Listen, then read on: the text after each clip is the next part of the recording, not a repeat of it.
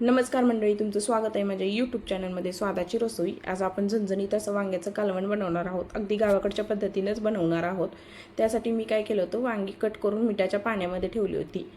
पाहू शकता अशा पद्धतीने एका वांग्याच्या 2 फोडी बनवून त्या मिठाच्या पाण्यामध्ये घालून ठेवल्या होत्या। आता मिठाच्या पाण्यातून वांगी काढून मी एका प्लेटमध्ये ठेवते। आता एका कढईमध्ये आपल्याला काय करायचं आहे, अर्धी वाटी शेंगदाणे छान खरपूस भाजून घ्यायचे,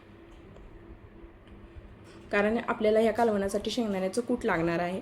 तर शेंगदाणे छान भाजून मी मिक्सरच्या भांड्यामध्ये काढून घेते आणि त्याचं कूट बनवून घेणार आहे मी।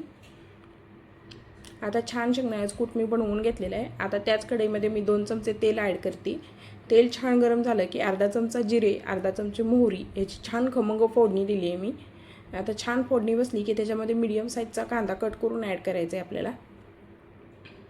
कांदा आपल्याला छान परतून घ्यायचा आहे। कांदा छान परतला की आलं आणि लसूण ठेचून याच्यामध्ये ॲड करायचं आहे आपल्याला। आलं लसणाची पेस्ट ॲड केली तरी चालेल। आलं लसूण आपल्याला छान कांद्याबरोबर परतून घ्यायचं आहे।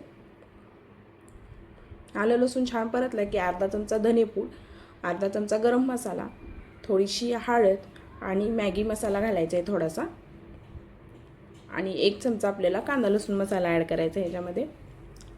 हे सर्व मसाले कांद्याबरोबर छान परतून घ्यायचे आहेत।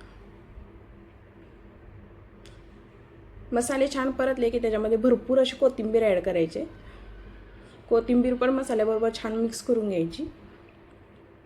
आता याच्यामध्ये चवीपुरतं मीठ आणि कट करून घेतलेली वांगी ॲड करायचे आणि ही वांगी छान मसाल्याबरोबर मिक्स करून घ्यायची। आता ही वांगी छान मसाल्याबरोबर मिक्स झाली की याच्यामध्ये आपल्याला उकळून घेतलेलं पाणी म्हणजे गरम पाणी ॲड करायचं आहे। गरम पाणी ॲड करायचं। गरम पाण्यामुळे काय होतं की भाजीचा कलरही चेंज होत नाही आणि भाजीची चव खूप छान लागते।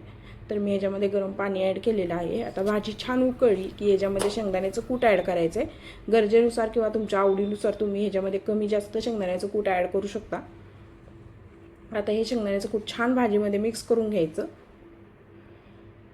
मला थोडं कमी वाटलं म्हणून मी अजून थोडंसं शेंगदाण्याचं कूट ॲड केलेलं आहे। छान मिक्स करून घेते मी भाजी आणि आता ह्याच्यावरती प्लेट झाकून ही भाजी 15 मिनिटं आपल्याला शिजू द्यायचे। पाहू शकता अशा पद्धतीने। आणि आपली भाजी छान अगदी शिजलेली आहे। ही भाजी भाकरीबरोबर, चपातीबरोबर, भाताबरोबर खूप छान लागते। तुम्ही एकदा नक्की करून पहा आणि मला कमेंट करून सांगा की ही भाजी कशी बनली होती। आणि त्याच्या आधी माझ्या चॅनलवरती नवीन असाल तर माझ्या व्हिडिओला लाईक, शेअर, कमेंट करा आणि माझ्या चॅनलवरती नवीन असाल तर माझ्या चॅनलला सबस्क्राईब करा आणि भरपूर अशी याच्यामध्ये कोथिंबीर ॲड करायची आणि आपली भाजी खाण्यासाठी तयार आहे। ही भाकरीबरोबर, भाताबरोबर खूप छान लागते। तुम्ही एकदा नक्की ट्राय करा आणि मला